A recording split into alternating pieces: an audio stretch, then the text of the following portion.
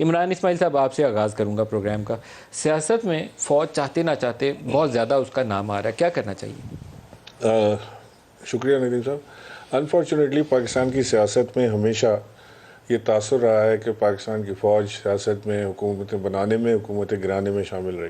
نہیں, یہ صرف تاثر نہیں ہے, آئی جی آئی سے شروع کر لیں آپ.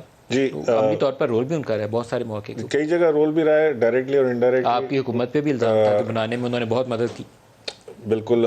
آرمی اور ہماری جو حکومت تھی ایک پیج پہ رہی, اس کو برملا اظہار خان صاحب بار بار کرتے رہے, اور میں سمجھتا ہوں کہ کسی بھی حکومت کے ساتھ فوج پاکستان کو ایک پیج پر ہونا چاہیے, کیونکہ ادارے کی حیثیت سے وہ ایک پیج پر ہوں تو.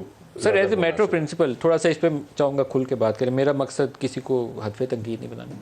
فوج کو کانسٹیٹیوشنل رول کے اندر حکومت کی بھرپور مدد کرنی چاہیے, کیونکہ اسٹیٹ کا ادارے ہمارے بیٹے ہیں, آپ کے بیٹے ہوں گے, طولہ صاحب کے بیٹے ہوں گے جو فوج کے اندر جاتے ہیں.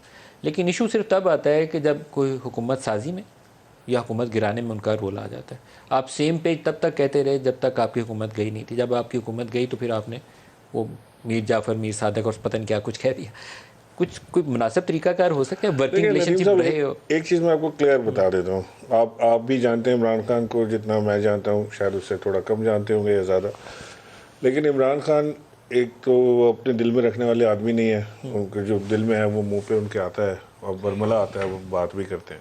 And is known for that. یہ جو تاثر دیا جا رہا ہے نا کہ جو بات عمران خان صاحب کرتے ہیں وہ افواج پاکستان کو, جس دن انہوں نے افواج پاکستان کو یا کسی فوج کے جنرل کو کچھ کہنا ہوگا تو وہ کھل کے کہہ دیں گے. He is not scared of anything. اب جو یہ ہم جس کی بات کریں, جیسے نواز شریف نے 14 بار نام لے کے جنرل باجوہ کو برا بھلا کہا. دونوں نے, مریم نے بھی کہا, مریم نے کہا, اس کے علاوہ جو صفدر شریف صاحب ہیں انہوں نے بھی کہا. یہ حمزہ شہباز نے, کون تھا ان میں جو نہیں کہتا تھا علاوہ ان کے شہباز شریف کے؟ باقی سب حمزہ اور میخا شہباز دونوں نے اتنی ہمت نہیں پکڑی. نواز شریف اور مریم دونوں کہتے رہے, بار بار کہتے رہے. تو وہ کہتے رہے. تو وہ اس وقت ان کو لگ رہا تھا کہ باجوہ صاحب بہت برے آدمی. اس وقت وہ اپوزیشن میں بیٹھے ہوئے تھے نا. یہی تو کہہ رہا ہوں, حکومت میں فوج اور طرح سے لگتی ہے, اپوزیشن میں اور طرح سے لگتی ہے. کہہ رہے ہیں آج وہی لوگ جو ان کو برا بھلا کہتے تھے وہ کہتے ہیں جن کو سلوٹ مارنا چاہیے. آپ کیا کہتے ہیں, سیدھا کرنا چاہیے. آپ کیا کہتے ہیں آج میں تو ذاتی رائے میں؟ نہیں, میں یہ سمجھتا ہوں ندیم صاحب کہ فوج پاکستان کا پالیٹکس آف پاکستان سے کوئی تعلق اور لینا دینا نہیں ہونا چاہیے. یہ کچھ عادتیں ہمارے اپنے سیاستدانوں کے اندر بھی بہت ہیں. اب مثال کے طور پہ اگر میں ابھی کسی کو اپروچ کروں کہ جب پی ٹی آئی جوائن کر لیں تو اس کا پہلا اشارہ ہوتا ہے یار وہ ذرا وہاں سے فون کرا. یہ اشارہ بھی یہیں کرتے ہیں یہ تو کہ وہاں سے پہلے چیک کر لو. میں جب گورنر بنا نا اس کے بعد الیکشن میں سینٹ گیا تو جو آتا تھا ملنے آیا کہ جی آپ ملنے آئے, ان کو پتا تھا کہ سینٹ کے الیکشن کے لیے ٹکٹ مانگے گا یا سپورٹ مانگنے کے لیے آ رہا ہوگا.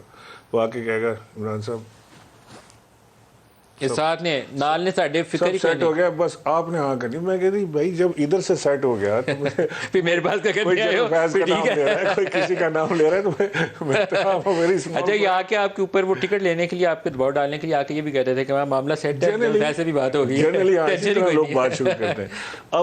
اب سارے لوگ جو ہیں وہ لگے ہوئے ہیں جنرل فیض کے پیچھے.